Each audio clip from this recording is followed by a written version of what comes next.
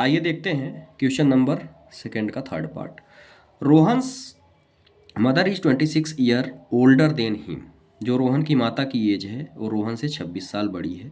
The product of their age 3 years from will be 360। अब आगे जो बोल रहा है कि इन 3 साल बाद इन दोनों की एज का जो प्रोडक्ट है वो 360 है, 360 है। Find the Rohan's present age. तो आपको रोहन की प्रेजेंट एज निकालनी है। आइए देखते हैं सोल्यूशन कैसे करेंगे। सोल्यूशन सबसे पहले तो कौन कौन है इसमें, एक तो रोहन है और एक रोहन की माँ है। तो दोनों को हम क्या करते हैं, मान लेते हैं। तो सबसे पहले तो हम रोहन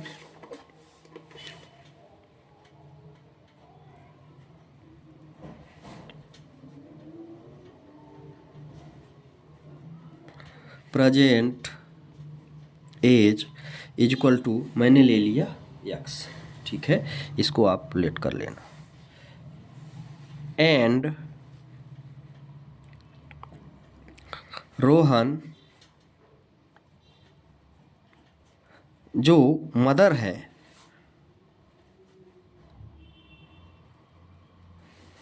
भाई ये कितना है, यक्स है। और प्रेजेंट एज में आज की डेट पर जितना ये है उससे ये 26 साल क्या है, बड़ी है ना।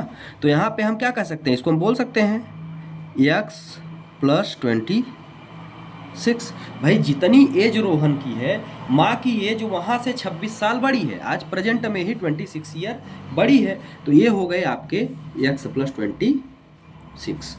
अब प्रश्न क्या बोल रहा है, आफ्टर 3 ईयर्स फ्रॉम नाउ, है ना। तो अब हम चलते हैं अकॉर्डिंग टू क्वेश्चन। क्या कंडीशन है, आफ्टर 3 ईयर, ठीक है। 3 साल बाद, 3 साल बाद दोनों की एज कितनी होगी। यदि हम रोहन की एज की बात करें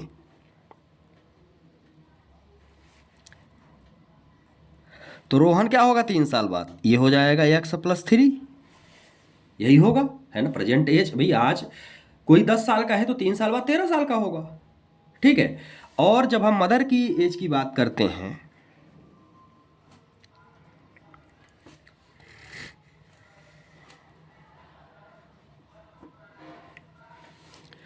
तो क्या होगा, यक्स प्लस 26 तो ये पहले से ही है, यक्स प्लस 26 तो ये पहले से ही है। और 3 साल बाद क्या होगा, इसमें 3 और ऐड हो जाएगा, है ना।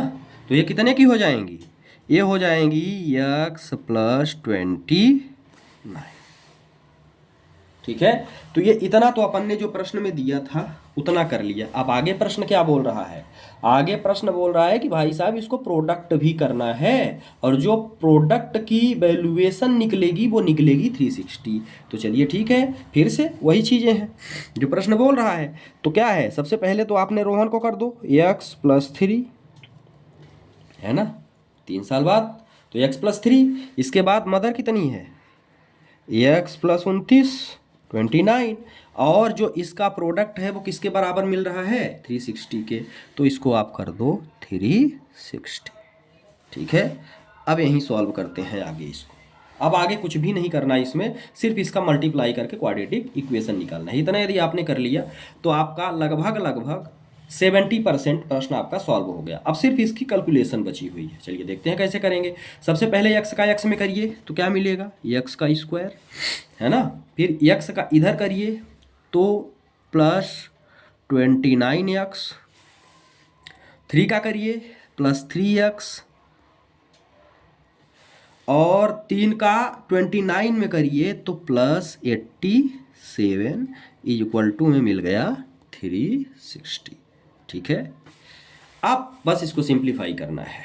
एक्स स्क्वायर की टर्म एक ही है तो इसको एक, ये 2x की हैं तो इनको यदि मैं जोड़ता हूँ तो ये मुझे मिल जाएगा 32x, और 87 को तो आप यहीं रहने दो, है ना, प्लस ये x है प्लस 87, और माइनस को इधर ला लो 360 को, तो ये हो जाएगा -360 इक्वल टू 0, है ना। तो ये क्या हो गया, एक्स स्क्वायर प्लस 32x और माइनस में इसको यदि हम घटाते हैं 360 में 87 को, तो ये मुझे मिलेगा 273।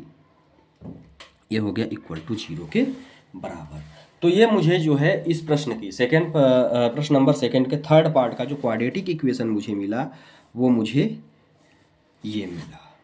ठीक है, तो अब आप एक लाइन नीचे लिख सकते हैं, this is the required quadratic equation.